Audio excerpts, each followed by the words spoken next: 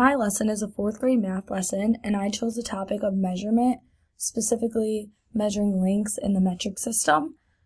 This has always been a confusing topic for me just because of the different conversions, and I think it's really important for students to develop these skills. The online tool that I chose to use for this lesson was Splash Learn. The game is called Converting Lengths, and students just convert the lengths that are given to them.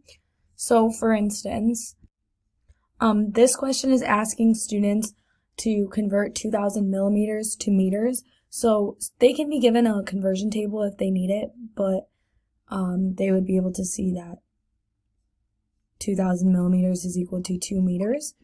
And then when they get the answer correct, they get a coin. If they get the answer wrong, for instance, 5 kilometers would be, let's just say, 50 meters. The correct answer is? It gives you the correct answer, and it also gives them the original conversion.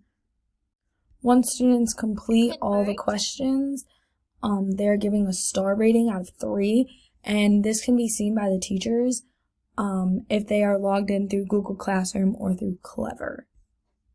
Students can access this website at home or in the classroom, so it can be used as an at-home activity or an activity after a lesson, or just for extra practice in general for any student.